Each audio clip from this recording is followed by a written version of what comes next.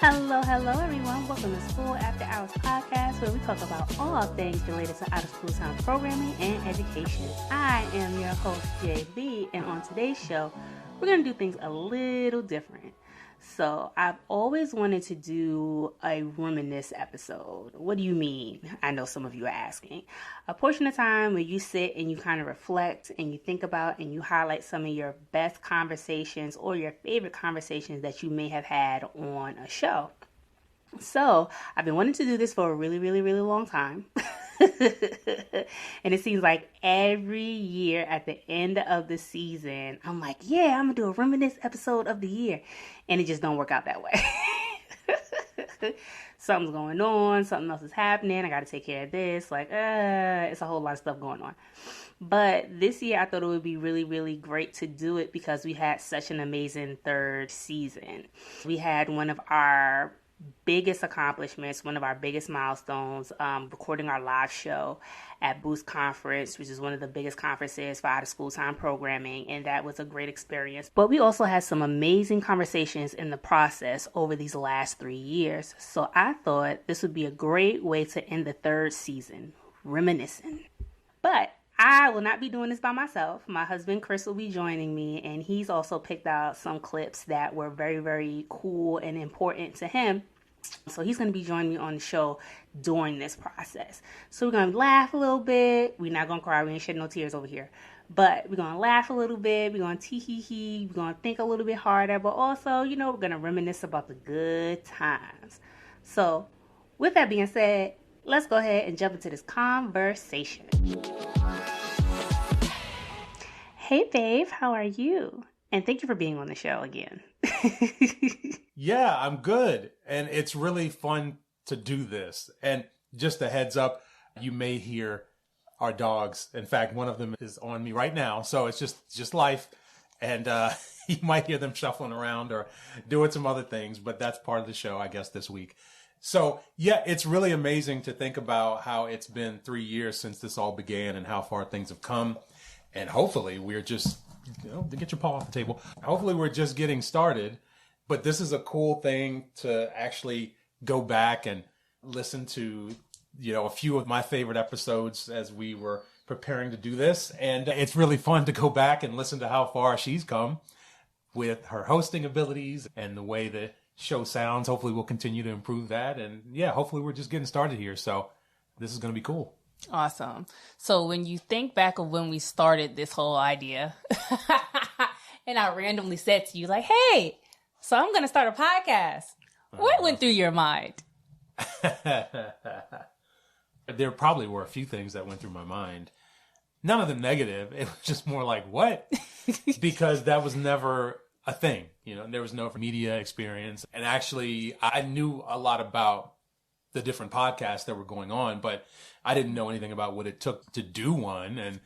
But at the same time, I knew that you really wanted to find a way to stay connected to the after school education world and programming and all that kind of stuff. And so I thought, well, this could be a cool thing. And it would be neat to become, if we could, a platform for not just after school education, but also, since they are tied so closely together, the world of education as well, and some of the, tendrils that come out from those. And we've kind of grown towards that more. I think we kind of fill a niche, if I'm not mistaken. And I think especially as we went through the pandemic and are now coming out of it, and now it's no longer a pandemic, by name anyway, we saw so many changes and we saw so many pivots. And those are going to be, I think, long-lasting changes. And when it comes to the way that we look at how learning works and the tools that we use, including technology, and the importance of after-school programming, as we saw so many parents chose to homeschool, and then some have continued and some have said, nah, I'm done. And then seeing that there's a real need for activities for children beyond maybe just the things that the school itself offers. So there's a lot of enrichment and culture to be had. And I think we saw the demand, especially coming out of the pandemic, really increase. So anyway, I think that there's really been a really kind of cool, I hate to use corporate language, synergy between the start of this podcast and all the things that we saw happen from the start. and seems to be the right place, the right time, and so many good things have happened. So to get back and answer your question fully, I thought it was cool because I wanted you to stay connected, and I figured, it might be a little thing. It might be a little thing that she does for a little bit, and she'll learn some stuff, and it'll be neat to watch her do that. But I didn't think that not to say that I didn't think it would last long. I just didn't know what was going to happen and where it would go. Right. But I was very supportive. And as we've gone along, I've been more and more enthusiastic about it. That is true. And even getting involved more with the podcast as well, putting like the music together, production, all that other good stuff, behind the scenes stuff that, editing, the whole thing. It was a whole learning curve. Well, still learning. I'll say this. It's interesting when we were both juggling jobs and the podcast, and sometimes things are very last minute. So you have to apply. I'm a perfectionist. So in the editing and production part, just having to, as you would say, woosah and be okay with not everything being perfect the way that I want based on the time that we had. But now, one cool thing about doing the retrospective episode here is that we're really taking time to focus on School After Hours itself. And so hopefully not only will the podcast and the production and everything improve, but also the expansion of what School After Hours is and what it does. And I'm sure at some point, if not this episode, maybe the start of the next season, you will let people know the next big move you're trying to make. Yeah, we can actually dive into that now, because I was going to tie that into what you were saying from starting the podcast, now going into consulting for after school programs, individuals that want to be program partners and kind of put together a curriculum because they may not have the educational background or experience, helping them put their things together, but also present them to different parties so that they can be picked up for after school programming is what we're venturing into now. And also helping with coordination for after school programs. That's our next step for School After Hours. Going into that, partnering with schools to help with the extended day process, right? And what that could look like as far as what kind of activities can you do, your systems to put in place, your scheduling, all those wonderful good things, but also your evaluations during the year to see where you are, doing a temperature check. Are you meeting your annual goals, your KPIs, well, I'll say QPIs. Your KPIs, and how are you checking on your progress throughout the year? So I'm excited about that. You forgot something. And we opened up an online store. Well, yes, you forgot that too. But there's something else. Yes, check out the online store. Please do. And now that we have more time to focus, we're going to be doing some more with that. So more cool things coming. No, you forgot to mention site visits and YouTube. Oh, you're right. We are doing that next season. Yeah, kind of important. Yeah. We are doing that next season. See, that's why you're here. Keep me on track.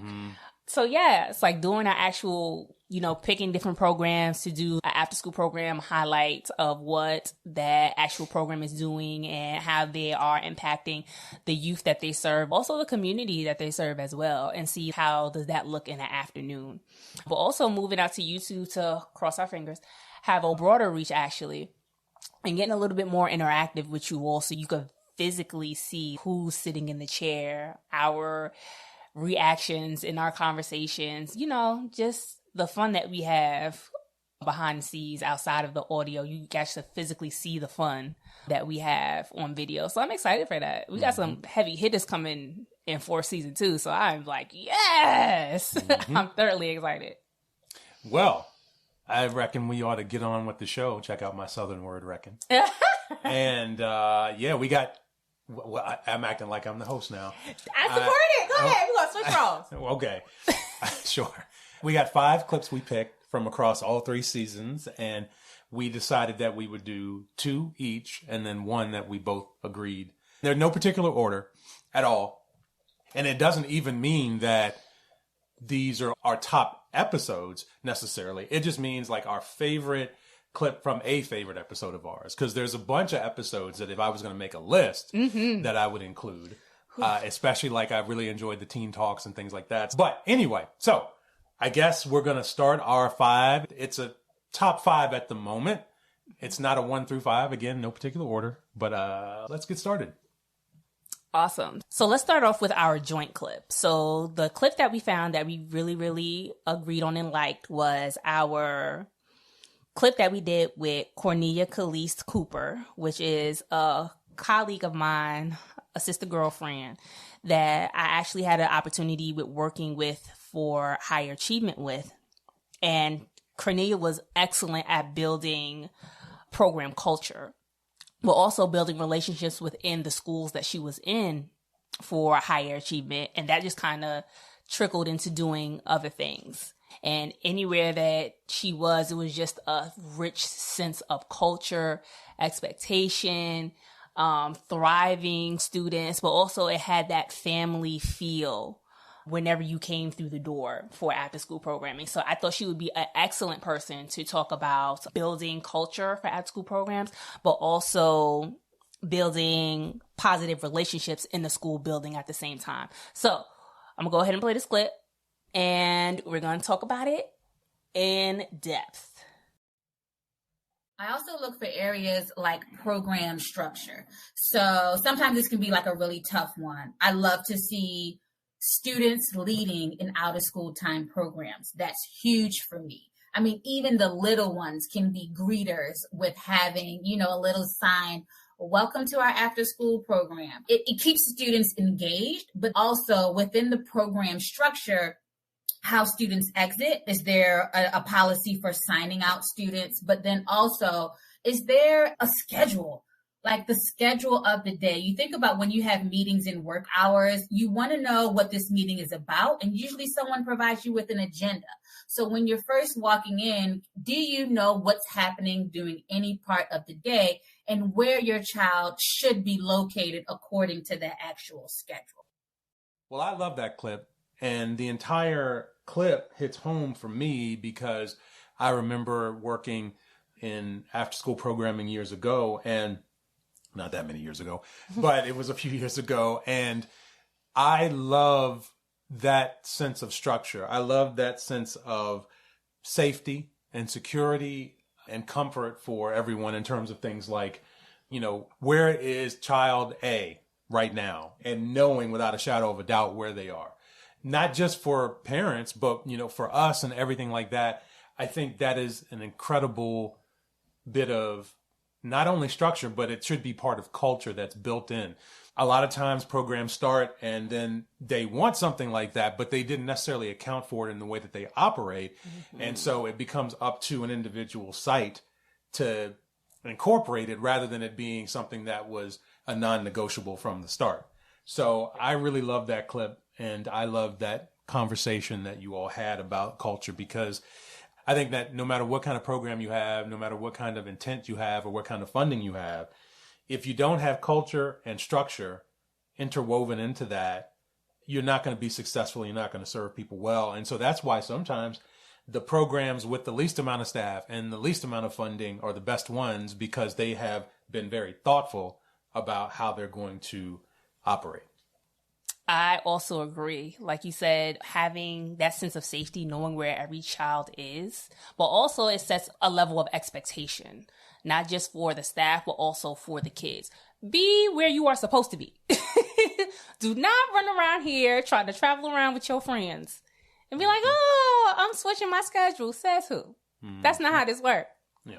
And also having that conversation with them so they can understand like the reasons for and the safety precautions of why it's important for them to stick to their schedules and be where they need to be. Like she said, a parent coming in, they may want to pick up the child early. I can't call you from music class if you down here in jump rope class. What are we doing? Jump rope class? What kind of class was that? We had jump rope. We were doing double dutch. It was a whole thing. Oh, okay. All right. I guess I'm out of touch. But yeah, making sure like those expectations are set for the students and also set for the staff, letting them know like if there is going to be a switch, it needs to be communicated through every administrator that is in the building that is facilitating after school programming. So if it happens that you did have to go to this class because you were given permission to, it's not I'm going to go over here today. That's not how that works. that you were given permission to because of a specific thing or specific reading. Maybe there was a situation that took place in class the other day. So you need some time and some space to go do something else. Perfectly fine.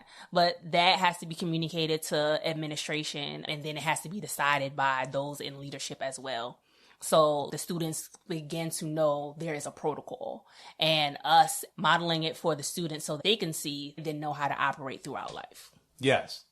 And I think that needs to be built in. I love technology, so I love the little cool things. So it'd be cool if you could figure out a way to do it through technology, or if it's just something where somebody goes around, at the beginning of every, I don't know if not everybody calls it a period in after school, but every session that starts, whatever you do, make sure that as early as you can in your programming, that you build in structures of safety and security that account for where the child is, and everybody can refer to a document or a screen or something to know exactly where they are.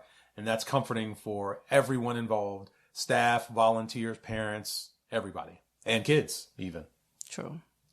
All right. Well, my first clip here is of one of my favorite people, Pete Glessman, and it is from season 1, episode 5, and he's talking about leadership. And in fact, Pete and Jay Lee here talked so much about leadership, there's an episode and kind of a half. So there's one full episode and there's a bonus episode. And I love pretty much everything about all of that.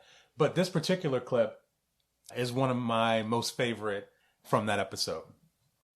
Well, I think you got to be consistent and fair. You can't always be equal, but you can certainly be fair. And a lot of people talk about equity, and equity doesn't necessarily mean that everybody has everything equal. It's more about providing it so people have the supports in order to achieve what each other can and should achieve. And I think that one of the issues I was thinking about, and I violated my spirit of active listening when you were saying that, a thought came into my mind. It just popped in there, and I was like, I wanted it to go away. But okay, so let's say you have somebody who works with you, a colleague, you're their supervisor, and they have been having some difficulties with either health or family or whatever. Do you judge them the same way as you do somebody who has never expressed to you that they have any struggles or anything like that? Like you've got to give your heart as a leader, you've got to give your heart and your spirit to those who are willing to open up and say, I need help in these areas. I don't expect you as the leader to give me extra shots or whatever like that. But you have this grace and this sense of, care. I think that's a big part of it. And that to me is how you sort of develop that ability to work it all the way down to the students, because that's like doing the leadership without saying you're doing the leadership. It's like a quarterback in football. Sometimes they say, the best quarterbacks are the guys who get in the locker room and, do this all the time and yell and scream and things like that. I think that the best quarterbacks me personally, are the ones that come in, do the workouts, practice hard, have fun, hold people accountable, and remember that they're playing a game. And I think that that's what we need to do as leaders too. We have to balance all that, but at the base of it, the root of it all is about understanding that individuals have certain situations. We have to be able to provide them opportunities to, get support and grow, especially when times are tough. Those are all the things. I'm not sure if I answered your question right, but I said it popped into my head and I felt like I really had to get it out. Sure. I support it. Go ahead. Speak on it. Thank you. Thank you. You're welcome. Well, my question was how do you begin to shape yourself for something like that? And you pretty much answered it. You have to be consistent and know that in pushing forward, that's how you meet the needs of the people around you, because they see you as that stable force for them, and not only for them, but for the things that need to be done. I think consistency doesn't always mean, though, the same. It means consistently meet someone's needs, consistently, find a way. If someone comes to you as a leader and says, the thing that's worrying me the most is that my own child, is struggling with X, Y, or Z. Right. I mean, you got to put the work requirements like on pause for a little bit and kind of get that part addressed. Mm-hmm. In a big organization, you might be able to refer somebody like that to an employee assistance program or whatever, but you have to listen to it first. You can't just go, you can't have the card underneath your desk and go, yes, here's the card for the, and I've worked with people like, I have worked with people like that they don't open up they don't want to hear it. They want to say, you know what, we got to keep moving, we got to keep going. So I really love that clip. And as I said, there's a lot of things that you two talk about during that episode that I would play the whole episode if I could. But I don't think I've ever said it. I don't think I've ever had an opportunity to say that when I got to work with Pete, he was like, Pete is a really cool person and a great leader for one simple reason that kind of lends itself to everything else, which is that he is a flawed human being like the rest of us. Pete never was one to sit on high and act like he got there immaculately or that he got through life and everything was like manifest destiny as to why he was in charge of anything. He worked hard. He's done a lot of things. And one of the things that I think is touched on during the episode, I don't know if it's said explicitly, but I think for me, being a good leader is about sacrifice. And sacrifice can mean a lot of things. Like, for example, when he was talking about as a leader, if someone comes to you and says, I've got this going on and it's a completely personal thing and you've got to drop that work thing. Well, as the leader, you know what the pressure is for you to produce X, Y, and Z. And if this person is struggling or you need to give them some time, you know that your outcomes may suffer. But that's the sacrifice you have to make to be a great leader. I think putting your own ego aside, because what if you're sitting there and someone says something, but the stuff going on in your life as the leader is actually much worse? Well, your job as the leader is to support and show grace, like Pete talked about in the episode. And so that's the sacrifice too, putting your own life aside while you're dealing with work. You have to be a fixed point for the people that you supervise. And Pete was really excellent at that. And then the last thing I'll say, the consistency. I think that's incredibly important. And the fact that he said consistency doesn't mean always being the same, because you can't be, but being empathetic, having grace. They have a term called servant leader. And honestly, in my opinion, that's just what a leader is, period. You are there to help facilitate the success of your team, whether you're the person in charge of everything or you are just in charge of one part. You are there to be a shield and if necessary, a sword for them. And a great leader gets them ready to be leaders also.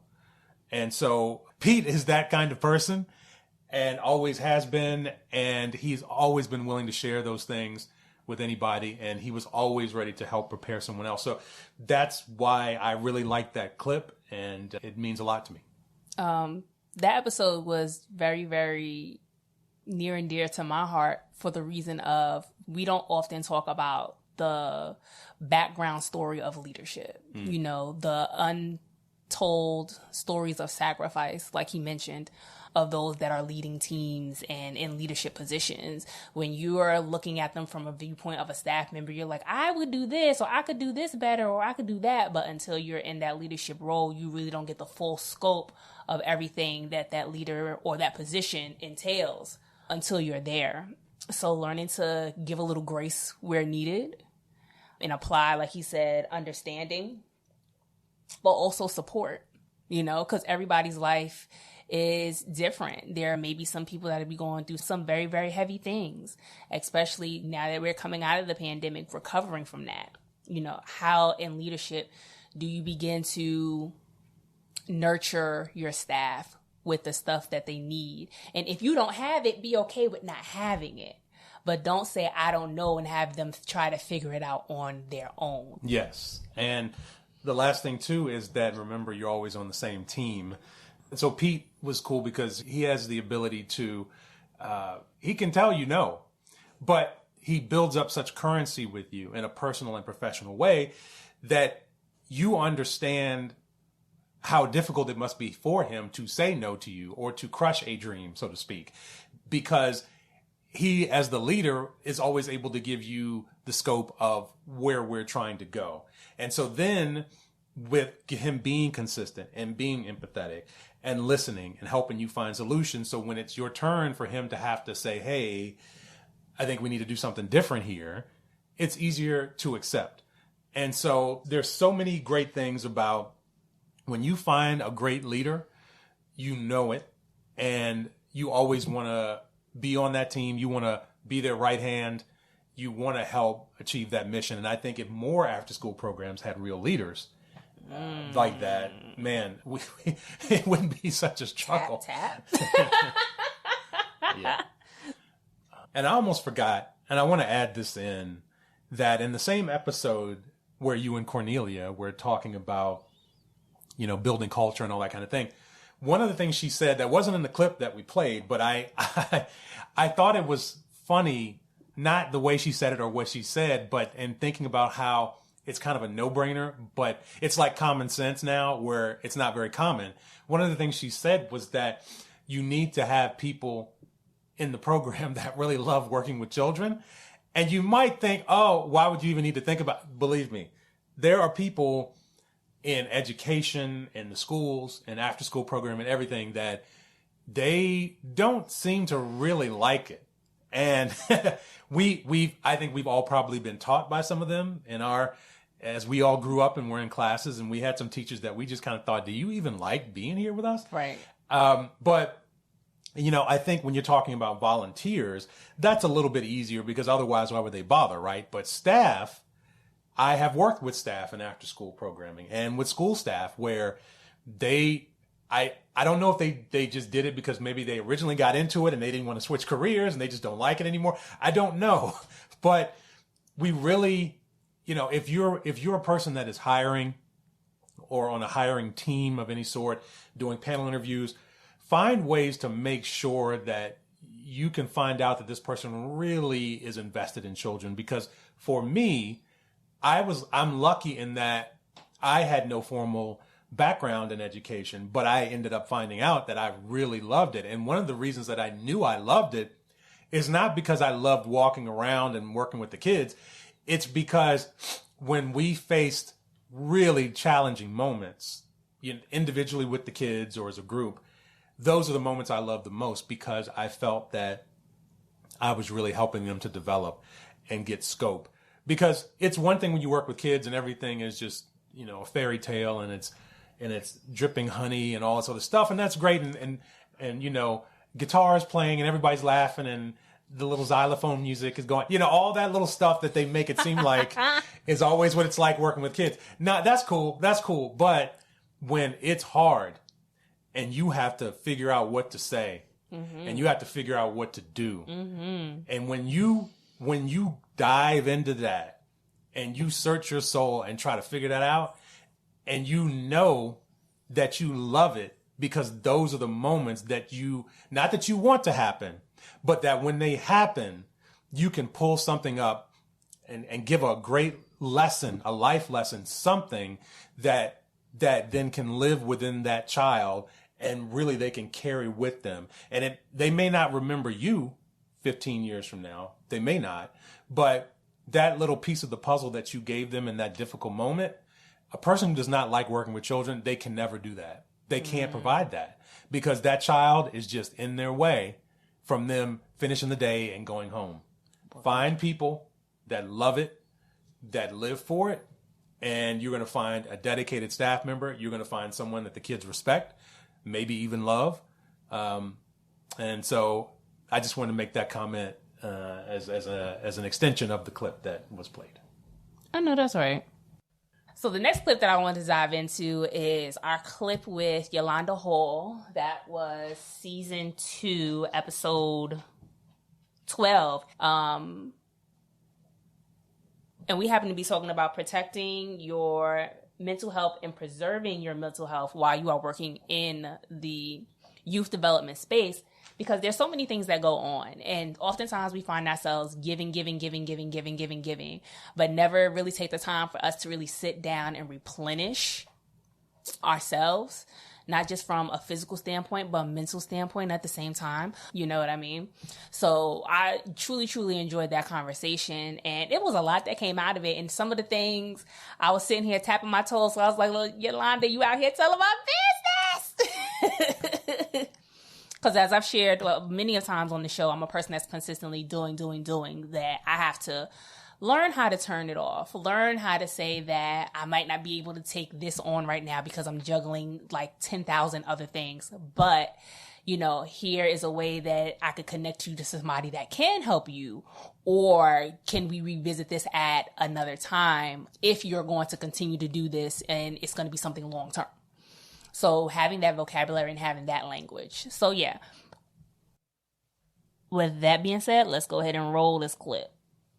And so your body is constantly communicating with you when it's not well or when it's on the way to being not well. And so having that awareness helps you recognize when my mood and my mindset and my emotional well-being is going in the wrong direction. And so when I have that awareness and I'm taking time to sit still to recognize and acknowledge what my body is communicating with me, then I can tend to it. We are human beings, not human doings. Right? And so we're supposed to take that time to be, but we spend a lot of time doing. And when we spend a lot of time doing and we're on autopilot and we're constantly moving around, we're not taking that time to listen to our bodies and hear what it's trying to communicate to us. Well, I really like that you picked that clip. We talk a lot about self-care and everything, and I know that's a big buzzword in industry right now itself, is self-care. But I think no matter how much you love what you do, and you can love it like it's not work, right? But you can get burnt out because, as I tell our lovely host here all the time, the work is always going to exist no matter if you're doing it or not. So in order to preserve yourself and your personal life and your family and friend relationships and all of that, you've got to step away. You got to step away sometimes just to do it anyway. But I can tell you from personal experience, you know, when you're young and you're doing whatever you're doing, you can just go. But the older you get, you know, the more miles you get on your body and that kind of stuff, and the more things you go through, it becomes more and more important to listen to your body and make adjustments and make changes. And sometimes making those changes is hard because maybe you've gone 100 miles an hour for 15, 20 years, maybe, let's say, right? But then maybe in order to keep your mental and physical health right, you got to make those changes to slow down and know when to take those breaks and those kind of things. I mean, again, you know, we play a clip where something may sound simple and common sense, but we've been talking about how fast the world goes. I mean, people have been saying that for 40, 50 years, right? And it's only getting faster. I'm a firm believer that we're not really made to go as fast as the world goes. We adapt in bursts and we get through and we try to get to those vacations and we try to get to that time off, but we're not really made to go as hard as we are forced to. So it's up to us, if we choose that life, that we have to learn how to make those adjustments. So yeah, great conversation. And it's odd, the older I've gotten and the more I've seen, I understand how vitally important those things are, because my grandmother used to say to me, and I understood it sort of at the time, but I understand it more now. She's like, work is just something I do for 8 hours a day. And she enjoyed what she did. But the truth was, her life was everything else. Maybe if you own the company, you know, your work is your life, maybe.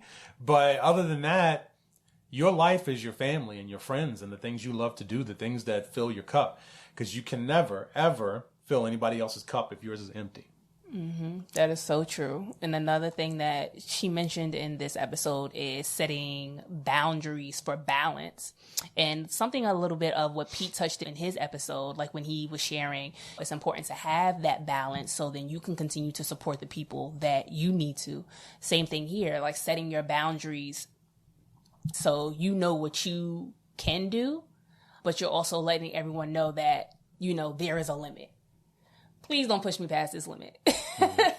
Because this is the only thing that I'm capable to do. And when you go past this limit, you find yourself forgetting things. You find yourself rushing. You find yourself, consistently fumbling over yourself and just missing details. And it could be significant details that could be in like major projects. So I've had to learn how to say, I cannot take this on right now. Or being okay with sitting down with myself truly and just reflecting on and acknowledging the things that went well, because we're always so busy, or rather, let me use I statements. I am always so busy trying to get to the next things. I forget to acknowledge the accomplishments that have happened thus far, or even spend a moment to give someone praise or acknowledgement for the great work that they're doing and their process of growing and developing as professionals. In leadership, I think that's really important. Agreed. All right, everybody. So this is a good moment for us to take a break. Go ahead, stretch your legs, but don't go too far because we're going to come back with our next and our final 2 clips to share with you all, okay? See you in a moment.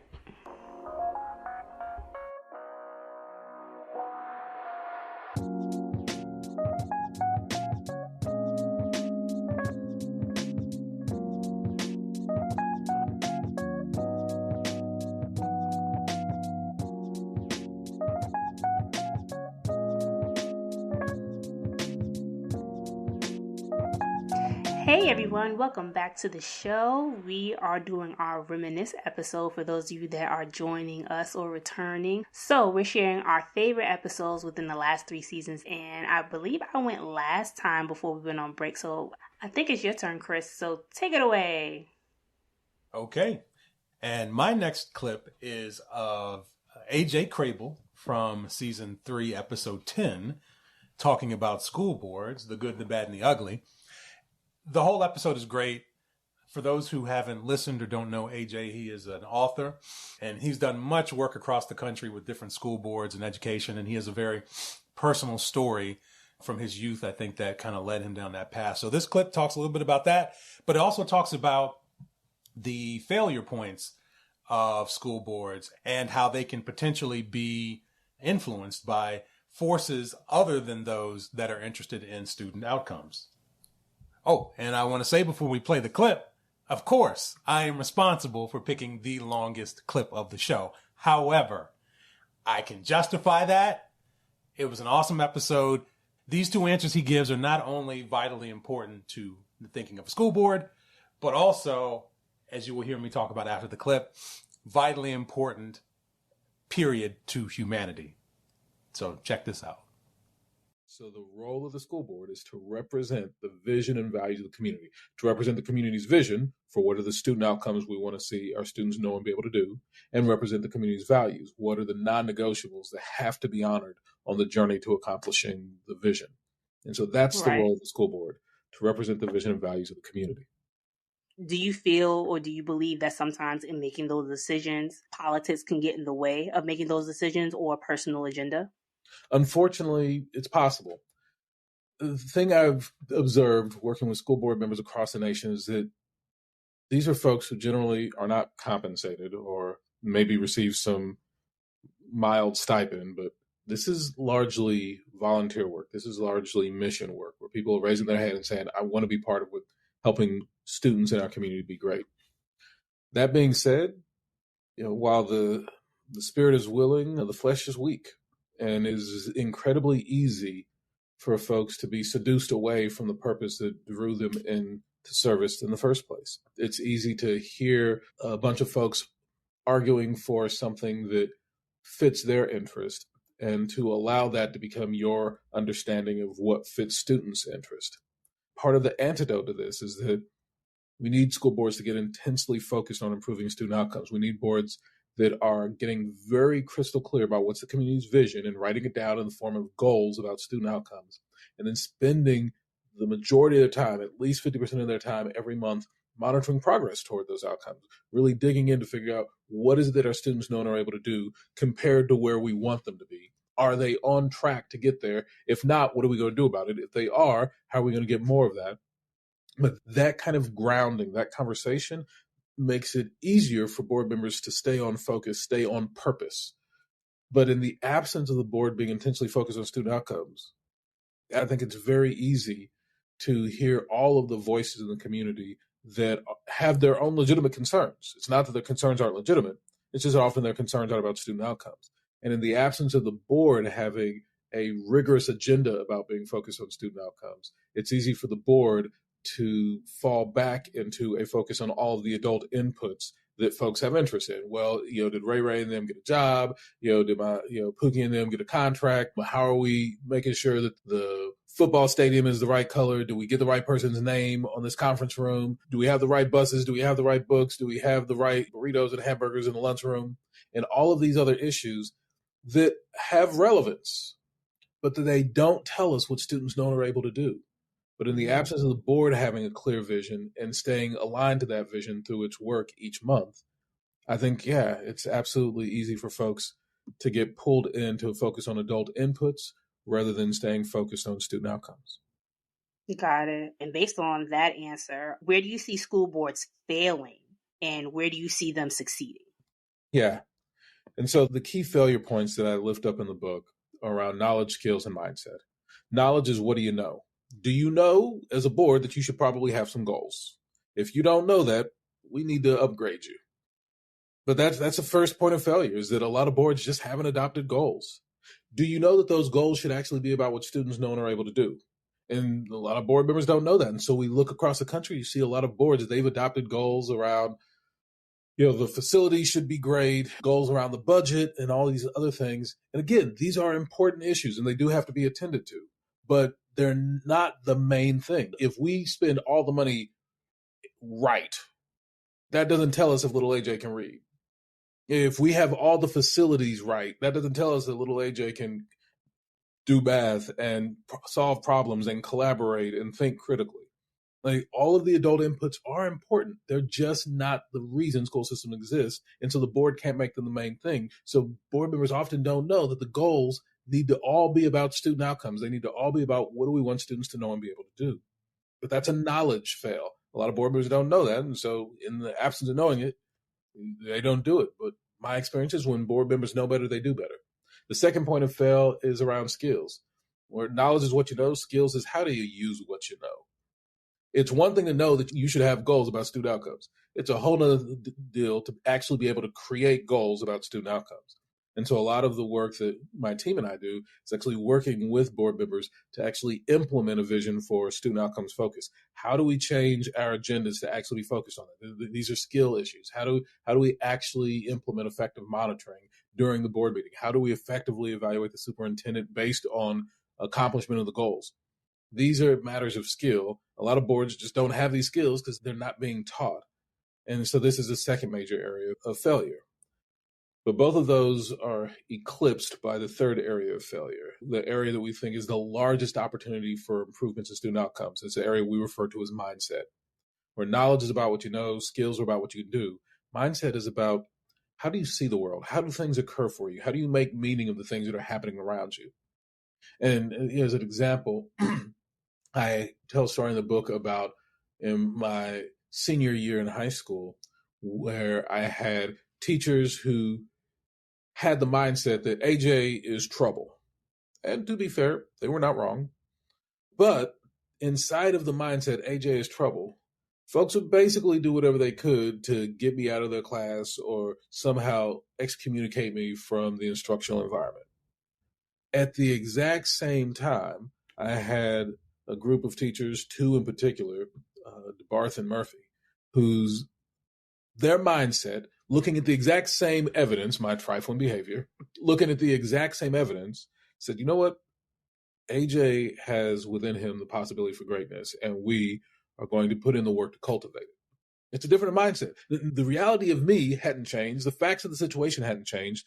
The only thing that changed between Group A and Group B is the way they choose to see the world as occurring around them. Inside of this first mindset, little AJ, is trouble. He ain't trying to learn. Anything that happens next just serves as an excuse that we can make for why we don't get little AJ what he deserves. But inside of this empowering mindset, little AJ wants to learn. He has the skills. I've got to figure out how to be a catapult to get him to where he's trying to go. Then there are no issues that those teachers weren't able to overcome in their ability to reach me and help me excel in the areas of their subjects. And so this idea of mindset, a way of seeing the world, if the board comes into it and says, we got all these kids who they just ain't trying to learn, then the board will behave in one way. And that is the path that will lead to the harm of children. If the board comes at it with, these children want to learn, and as a board member, we're responsible for creating conditions for improving student outcomes. And that if little AJ isn't learning, as a board member, I got to figure out what do I have to do differently in my own behavior to create the conditions for little AJ's success. It's a whole different mindset. And inside of a different mindset, it gives rise to a whole different set of behaviors. In this episode, AJ brought up a lot of good points. One of the points that stuck out to me was the purpose of school boards. We hear so many things in the news, and not always I feel the actions of the school board mimics the needs of the community when it comes to certain decisions. We see a lot of that going on in the school system in certain areas. And it's very concerning when you sit and you think about people acting on behalf of your children. And where is that collaboration when it comes to parent decision and school board decision? So I thought that was a very important point to bring up in this episode. But also he brought up mindset, which was very important. The mindset of, in spite of his troubling behavior or his challenging behavior, let me say, we always say challenging.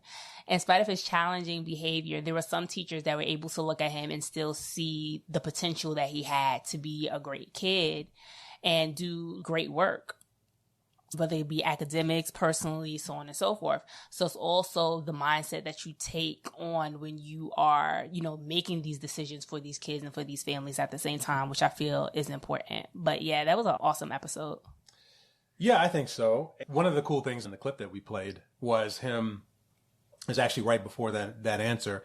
He explained the basics of what a school board is and the purpose, which was so cool because I love when people strip things down to the basics and just kind of give it to you so you can almost like have a really good, strong foundation. But in the clip we played, there are two big reasons that beyond just thinking about school boards, I loved what he said. Number one, he talked about student outcomes. That comes up a few times in the episode because that's the point of a school board, to positively affect student outcomes, right? That's what everybody's trying to do when we're talking about education. And so that's why we do what we do. And talking about the mindset of it and all those kind of things, earlier in this episode, we talked about loving working with children and why it's important that the people that you hire and work with in these endeavors love working with children, because the challenges are really why you're doing it. You don't do it to just have fun. That comes along with it too, but you're doing it to help children develop, right? And that means not only personally, obviously, but academically. And so understanding that we're all in pursuit of improved student outcomes. That's one thing.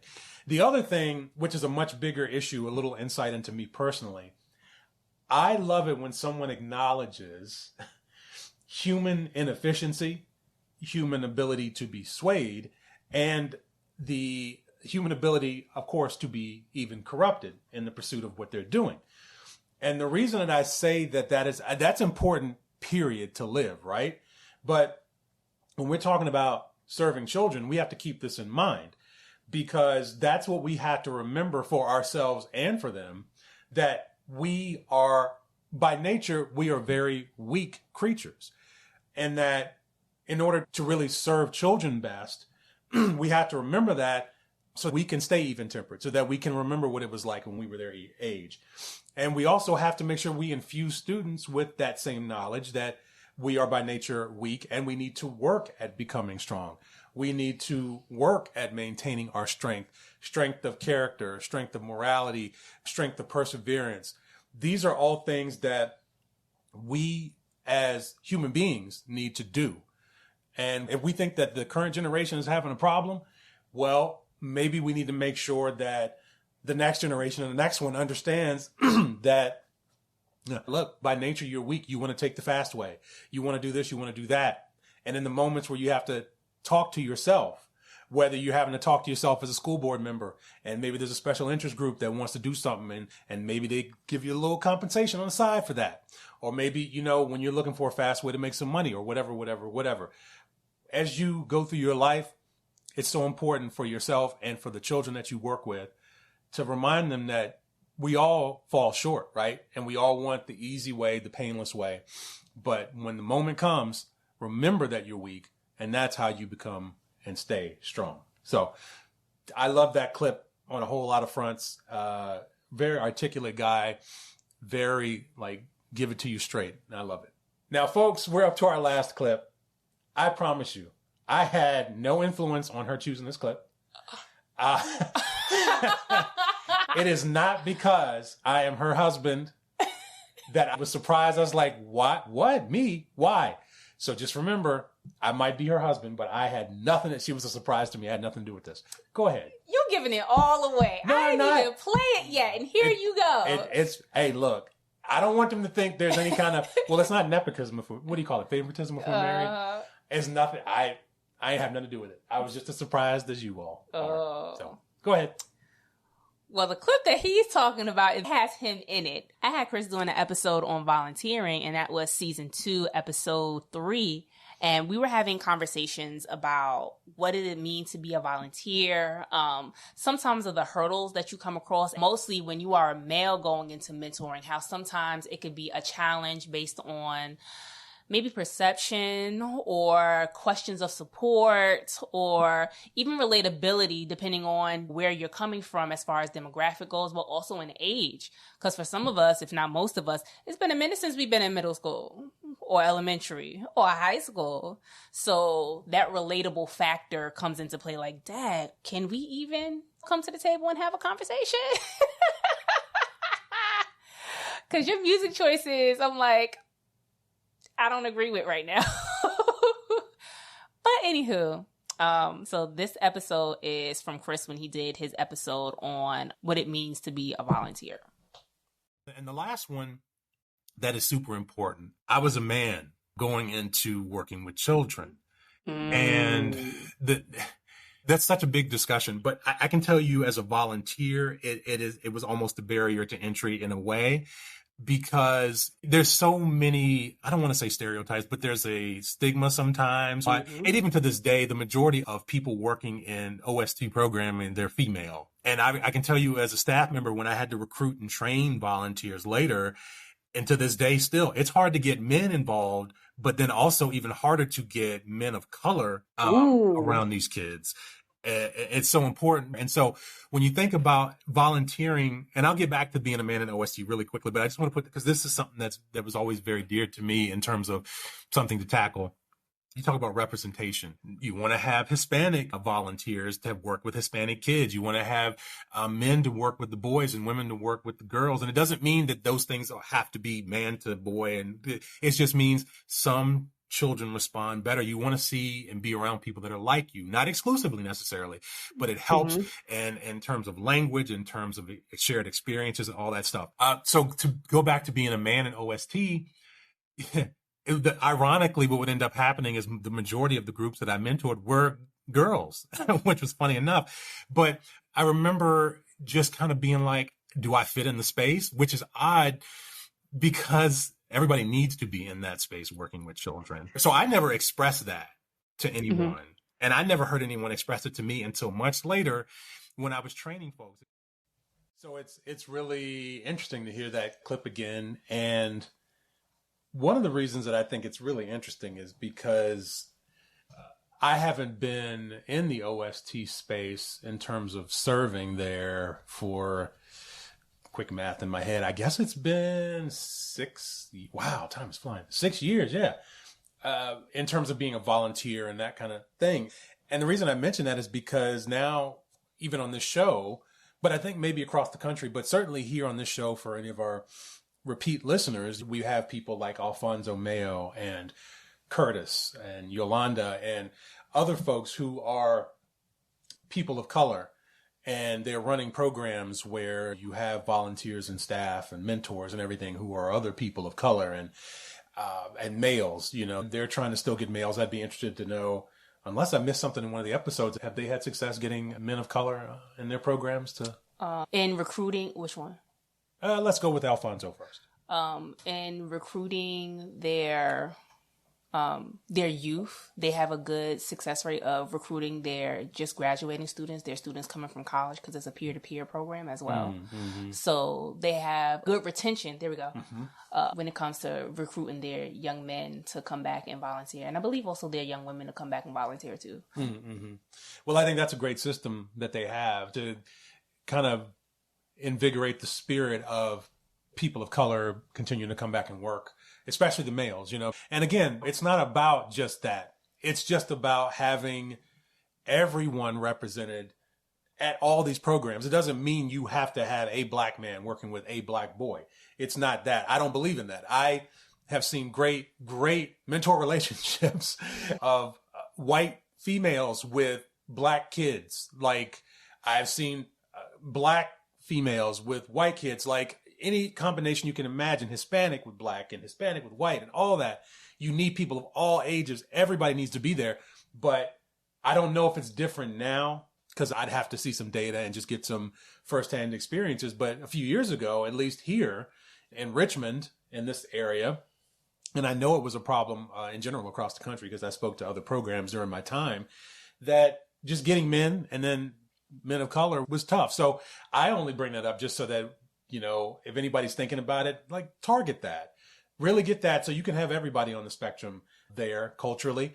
And it is funny thinking back too about how most of my groups were girls and like all girls. It was me, 30-something-year-old man with this group of middle school girls. And it's funny because I had a couple of mixed groups and then a couple of all boy groups throughout my years. And it is true. The boys are easier, you know, to deal with for sure. Pardon my voice, but the girls were more rewarding to work with. And I don't know why that is. I don't know if it's because it is true that they mature faster and you have much more interesting conversations. But also, honestly, I think the boys respect men, maybe just out of hand. It's just kind of a natural thing.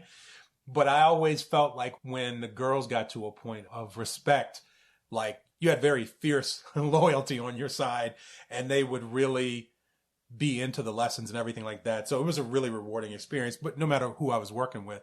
Also, I want to add one last thing in before we finish up on this clip. I said it was tough being in after school programming and nonprofit programming, working with children while being a man. But also, to this day, still, most nonprofit work is still done by females, no matter what nonprofit it is and what their field is within nonprofits, right? And so there were challenges too, because for years, I was the only male on 2 or 3 teams for years. So I like to think I'm a pretty good stand-up guy.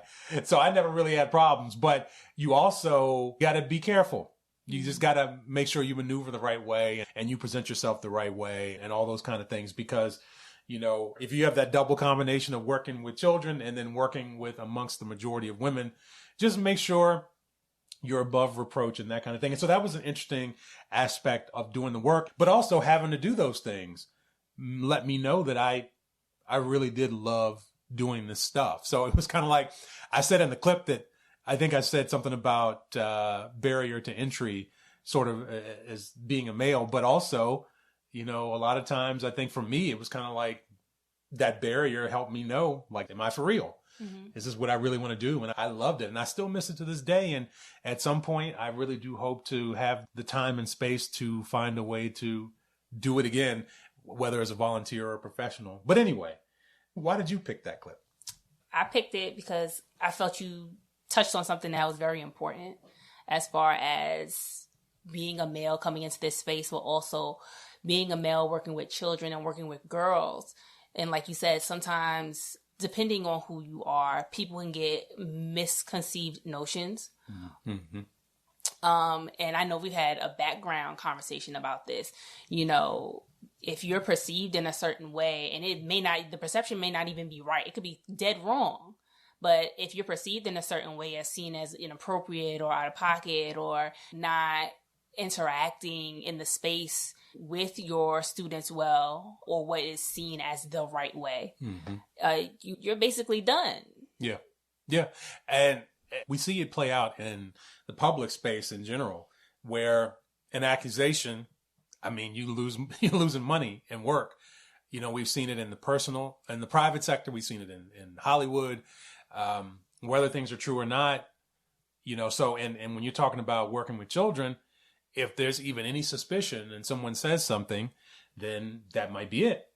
And then you got to kind of live with that stigma. And I was very fortunate. And like I said, I tried to make sure I moved in a way that no one could even question anything, because I was there genuinely to help these kids along, and there was nothing else there. And I've made sure, you know, and that's the thing, you got to go the extra mile when you're a male. You know, women can do all the hugging and all the, oh, baby, and all. Like, I couldn't do any of that. As much as I might have wanted to comfort in a certain way, I had to always be aware. Like, if somebody's trying to give me a hug, we get a side hug. We're not doing any embracing or anything like that.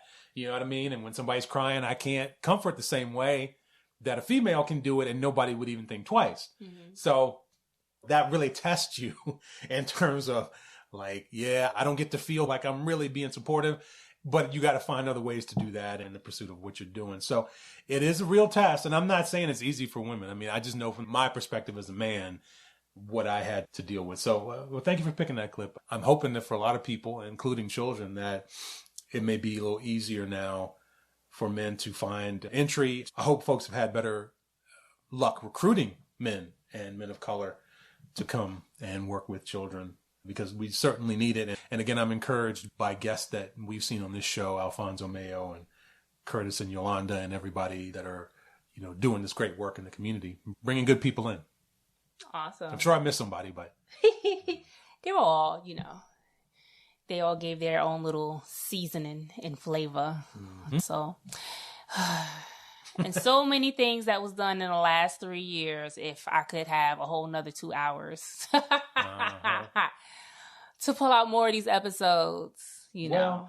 Hopefully in another few years, we'll have more to reflect on. And I'll just say this last thing, that what's been cool for me is to hear guests of all types come on the show and say something out loud that, you have those things where you're like, is it just me? Or, and then it's like, you hear someone else say, you're like, okay, all right, cool. All right. It's not just me, and I'm not the weird one here. Right. So, that's been really cool. Like, almost everyone has had a moment on the show I've heard and been like, oh, okay, good. All right. It's not just me. That's great. So that's a cool aspect too. Gotcha. Well, all right, everybody. You know, we're going to shut this down and bring this to an end. Hold on, wait, y'all. So we're about to shut this down, and there is one episode that I had to play because it's a big accomplishment on our part, and I think it will pave the way for what we want to do moving forward in our shows. And the big thing that I'm talking about is being at Boost Conference and doing a live show, which was amazing. It was so much fun.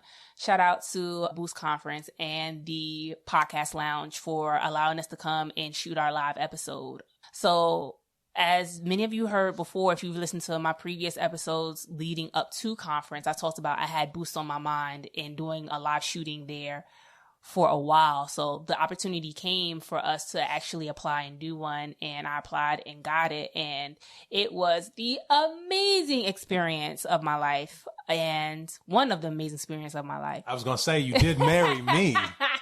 You right. Right. I mean, we had a wedding that I paid good money. I mean, you know what I mean? But whatever. Okay, go ahead. And I had the wonderful benefit of having Ben Trentleman from the Utah After School Alliance there, as well as Alexis Steins from After School Alliance with us, talking about after school programming and what it looks like coming out of the pandemic and how programs are recovering, and talking about meeting the basic needs, or meeting the changing needs of students and staff and the communities that we served as out of school time programming. So in Ben's clip, he sheds a little light on that. So I wanted that to be shared with everybody. And here's the clip. Well, one of the first things that comes to mind for me is consistency and stability for the kids in the communities. There was a ton of fluctuation over the last few years as we were all living in that same boat, and I think that we were all craving those same things. And I think that when it comes to the kids in the communities that we're serving, those needs are amplified. In any program that you're in, if you don't have structure, then it becomes a lot more chaotic. If you're running into behavioral issues or things like that, a lot of times you can pin that down to the structure of your program and how consistent it is and what types of relationships that they have in there. And so we've seen a lot of really tremendous need for more social and emotional support for kids, more support in helping them to build strong bonds and relationships. It was a lot for people to come out of seclusion if they were at home and learning.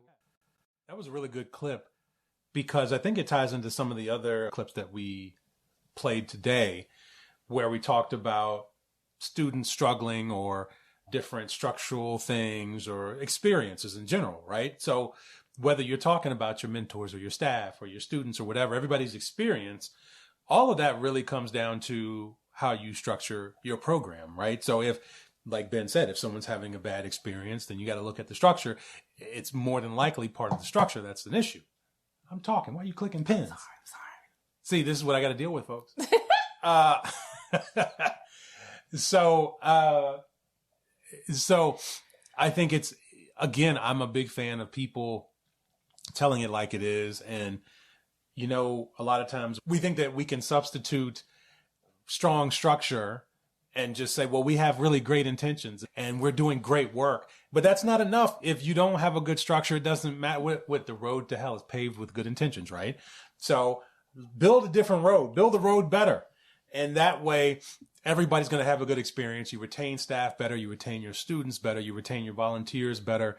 Everybody's happier, especially now. And the last thing I'll say is, as messed up as it sounds, there is, as they say, a silver lining in every cloud, right? So the pandemic, while horrible and in so many ways, one thing that I think it shed a lot of light on that we all needed certainly in this country is, number one, childcare, of course. That's, we talked about that and in relation to after school programming kind of being a great enriching experience in place of childcare sometimes. But also we had to look more at the needs of children and how they learn and why they succeed, why they fail, what part all the adults in different roles play in that. And certainly in after school, we had to look at experiences in general because we saw a lot of programs say, well, we didn't really want to stop, but we had to get creative. So how do we keep that same experience, but do it virtually? And then that made them figure that out. And then when they came back, they could think even deeper about experience based on the resources. I mean, because, right, like we all have limited resources when we're talking about after school programming. So you can think about how do we get more creative and keep the fun in it and keep the enrichment in it. So in that sense, I think we all had to think more about how do we serve our communities, no matter what we do. And what were we lax in? And then how do we tighten that up? And how do we keep it tight now that maybe some resources came back and some didn't? So how do we keep that same great enriching experience for everybody? Yes. Along those lines, I thought about what he said based on structure, how you structure your program, but also knowing that things change and being flexible in that change. What you started off with is not always what you're going to end up with. As you're growing, as you're progressing, you're going to have to go back to the drawing board and see what is working and what's not working and make your adjustments accordingly. I'm sorry. I'm just thinking about clicking a pen so bad. Anyway, I just want to click a pen so bad while you're talking, just so you can see how I feel.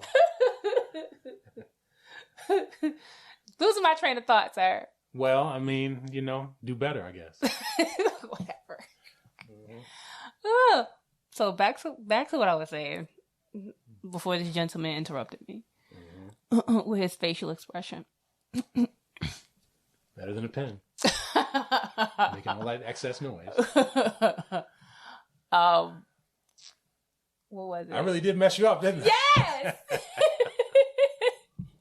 Yes. Well, Sir. And now you got your phone going off. You know what? It's on vibrate. I heard it. Anyway. Actually, I don't even remember what you were saying. See, messing it all up. Just, Yeah, I lost it all. Great clip, though. Yeah, talking about structure. Okay, we're going to reel it in. Talking about structure, everything. You gotta leave all that in, you know that. What? You gotta leave all this conversation in there. You gotta leave everything we said gotta stay in. Oh, yes. I'll make sure that it stays in. But going back to structure, how you start is not how you're always going to finish. If you are finishing the same way that you started, I'll definitely have a number of questions for you. Because I feel like as a program is evolving, as your environment is changing, you should be changing to make the adaptations that's necessary to stay relevant wherever you are. But also making sure that you're still meeting the needs of not just your students, your staff, but also your community at the same time. But also make sure that you're adaptable. Also stay tapped in at the same time. Seeing what's changing around you, getting the ear of your children to see what they're interested in, because we've talked about that in other episodes as far as being evaluated, making sure that you're bringing programming that kids are going to be interested in and want to actually do, instead of bringing something to them and say, here, try this. Yeah. In stable environments is important. Knowing that you have some really good, solid people that's going to be there to help the children get through whatever it is that they're going through, without judgment, without fear, without down talking, and, being disrespectful. And tell you, sometimes these kids be testing a whole nerve. Mm-hmm. But even as they're testing, being diligent with them and patient in the process. So, yeah. Cool. Well, I am going to say goodbye as my wife prepares to wrap up this show. It's been a pleasure to be I've been on 2 episodes this season. Look at you. Yeah, very cool. Very fun. Very fun. And I'll be, I'm not saying I'm going to be on camera, because I'm not, but once we start doing some other things, I will be probably behind the camera, and so I'll still be there, just not, I'll be there in spirit, just not on camera. Well, in spirit and in body, but not on camera. Right. In either way. Well, all right, everybody, we're going to wrap this up. Thank you so much for being with us and doing these highlights of some of our favorite episodes that have touched our hearts in some way, shape, or form. Also, if you have not realized, this is our last season. I mean, not last season. Don't. Lord, no. This is our last episode of this season, season 3. So that's what happened when you start doing Don't put that in the chat. That's what happens when you start doing episodes late. Like, you just lose everything. Oh my gosh. This is our last episode of this season. So we are going to be coming back in August of 2023 with our YouTube channel at that time. So you're going to be able to catch us on YouTube as well as audio, wherever you may be listening to us and streaming from the wonderful services of Apple, Google, or Spotify. Any of those. And then now you're able to add YouTube. So, without further ado, everybody, enjoy your summer, have a blast, try not to get into no trouble, all those things. Be safe, have fun, and we will see you in the new season. Well, everyone, that brings us to the end of our show. If you enjoyed this episode and feel you received some good information, give us a review on Apple Podcasts or visit the Podchaser website and leave us a comment. This will help us get feedback on the show and collect testimonials for our personal website.